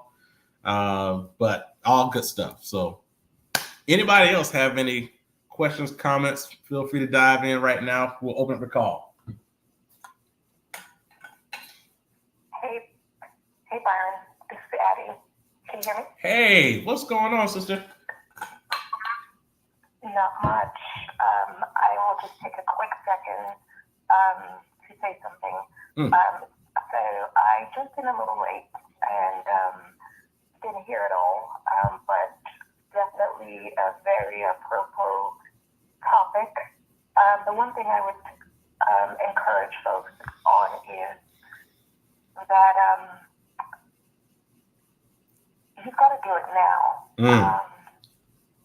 Whatever it is that is on your heart, don't assume that you have all the time. Right now I'm sitting in an emergency room, and I would never have expected that I would be here at this time. But the good thing is that I didn't hold back on the things that I wanted to do. And so even though I'm, you know, laying my butt down, I can't move, I've got structures and people in place pushing the vision. So I say that to say, write the vision down as clearly as possible and get going on it. It never has to be perfect. If you wait for perfection, you'll probably never get there. Never get there. So just those baby steps. Get started right away as soon as possible and get structures in place so that even when you're not available, things can still go on, and you can watch your vision come to life. So that's my 2 cents. Don't wait. Get started. Listen, I am 1,000% in support of everything that you said. I am praying and sending every ounce of energy that I have and collectively with this group to you right now to restore and strengthen your body, get you up from that bed and get out of that emergency room, because we know the feeling. We were there last week, and it's not the place where a lot of creativity can work, right? So you want to, you know, we do definitely are sending our prayers to you to get strong, clear up everything that's going on, and definitely get back at it. So hit me up. Let me know if you need me. Anybody, any resources that you need, anything that you need from us, keep us connected, plugged in. So good to hear your voice this morning. And let's, you know, get out of there. Get out of there. And let us know if we can help in any way, shape, or form. Oh, it's not a bad thing that I'm here. It's good. It's necessary. But oh, good. The point for everybody is get started. Yeah. All right, now I feel better. Yeah. Now I feel better. Thank you. But thank you. Thank you. I love it. I love it. Anybody else? Let's open the call. Anybody else have any questions, comments, things you'd like to share before we finish up for the day?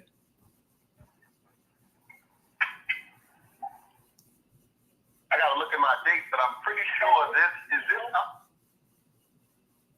Oh, well, go ahead. I was just going to give somebody might have something good to say. What we got? Oh, real quick, can I just jump in real quick and say happy anniversary to everyone? Oh, there she is.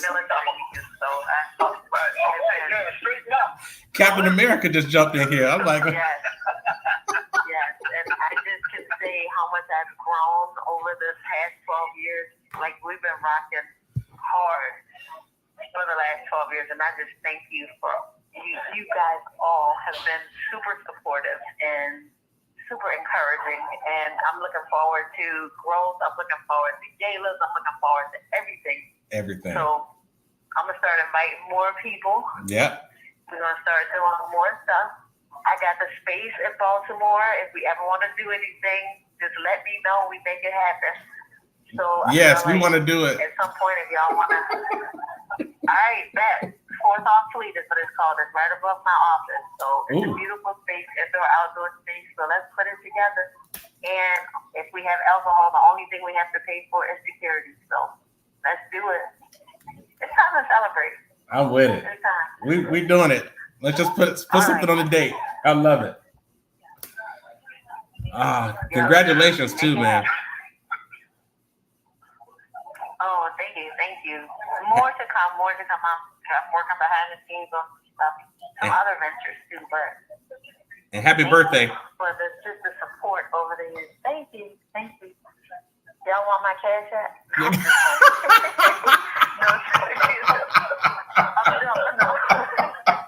I gotta go. All right. See, that was a good Dr. Dana Trues there. We love it. Her space is beautiful too, yo. So this is we should definitely do something. Just all get together and get over there. Let's lock in some time and do it. Yeah, definitely. These I got we're hosting the watch party. Is that this upcoming Tuesday? This Tuesday. Oh, really? Y'all hosting the watch party for the debate? Yeah, we're hosting the live party for the debate on it's the AKAs and there's a few of them, but it's really the AKAs is the main group. The Alumni Association at UVA, Hampton, two other associations. Anyway, they'll be down there with a couple of the fraternal orders too. I think the Q's will have a presence and the Kappas will be there and something else. Anyway, we're hosting a watch party, so at a fantastic soundstage, not familiar soundstage in Midtown Baltimore on Guilford Avenue. So, it'll be a discussion, it'll be a watch party, just something different. We do a lot of watch. Obviously we do the Ravens watch party as well. Yeah. But this will be, different. So if y'all want to come out this Tuesday, it's free. Just come on down, let's network and that kind of thing. Man, I like that a lot, man. I don't get in town to like Tuesday night, like 8:30 or something like that. But man, that's gonna be a good look because a lot of people I've seen a lot of people ask questions about where are we watching the debate, and in a bunch of different circles. I'll send you the flyer. It's going down. Hopefully, we'll be at capacity, but it's a little registration. I'll send it to you. We've been posting it on their network. Obviously, they're the ones that are hosting it, so they've been trying to get to their people. But now, starting Friday, we're gonna put it public and just add it to everybody else. Yeah, send that to me. I'll send it to you. Yeah, send that to me. I'm gonna put that out. That's a good look. Okay. All right. Good look. Anybody else like to jump in here before we finish up for the day?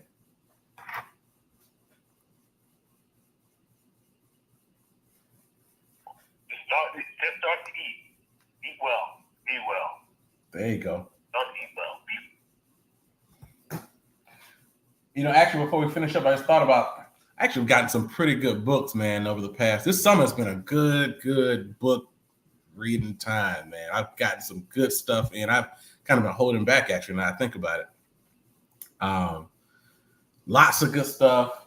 So if you guys have read anything good, I actually I haven't opened it yet, but I did the summary on Bridging the Divide, which is the autobiography of the life of Senator Edward Brooke, which was one of the first Black senators since Reconstruction, U.S. senators of Massachusetts. And that's a good one. Steve Stout's book, which actually came out back in 2000, I believe 11, which is so cool. Anybody who's over the age of 40 and have loved hip hop will love this book. Well, I should say probably let's just say between the age of 40 and 60 in that demographic, Gen Xers, you would definitely like this book, Steve Stout's book.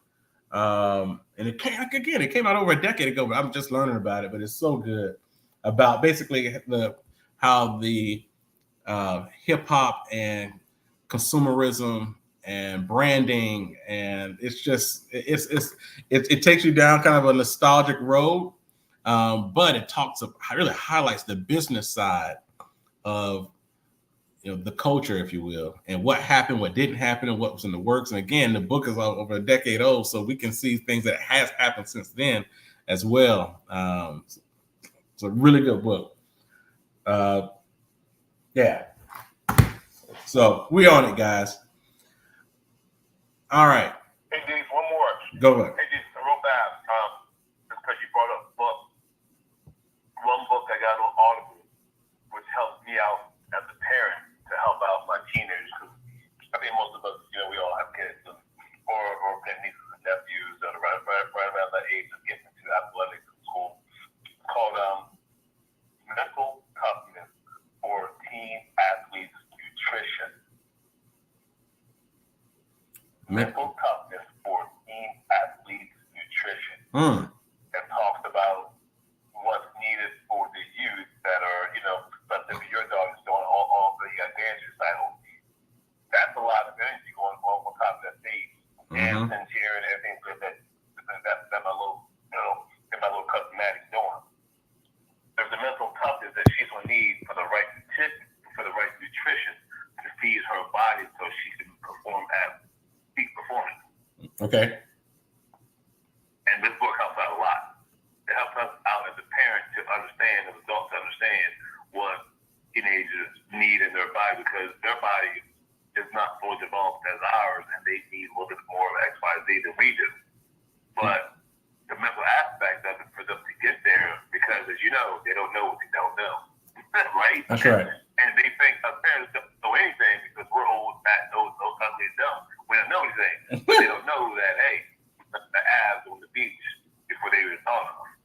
So that's a good one. Mental toughness for teen athletes nutrition. Teen athlete, got it. Got it. I'm on it.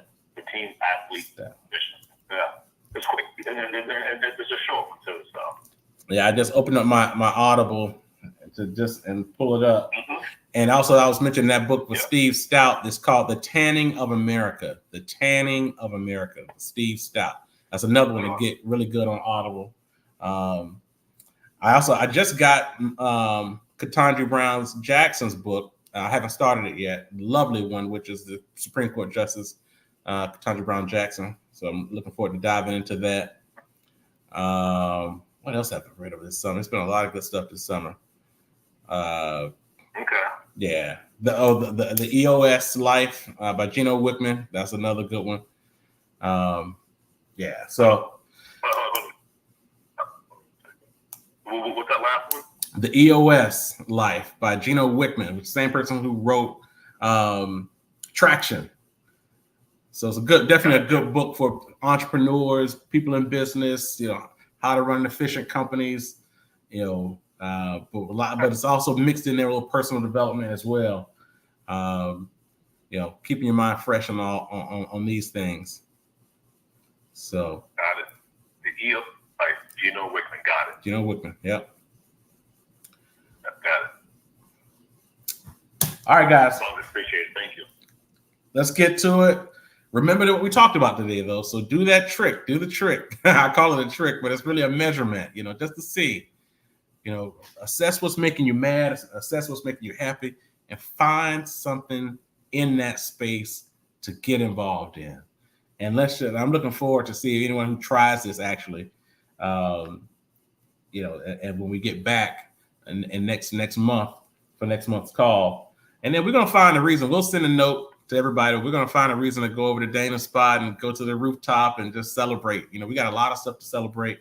It's worth celebrating, coming together to celebrate than somebody pass away and then we all getting together and, oh man, we should have got together and celebrated. So let's do that. So we'll lock in a time. We could celebrate 12 years, so we'll find some time and just put it out there and get folks over and do it the right way. So, all right, folks, have a great weekend. Have a great month.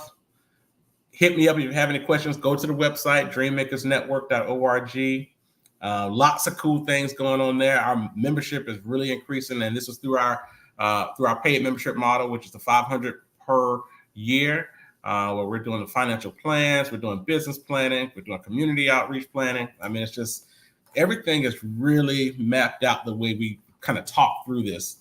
So if you haven't joined yet and hadn't gotten your membership to set up your planning, your business plan, your financial plan, your estate plan, you're setting up your whole outlook for what you're doing, definitely go there, log on. Let's get this thing going. You'll see some new folks who are on the member page. Things are really going well. And that's all I got. So have a great week. Keep us posted with anything that you need. And we'll see you soon. Take care.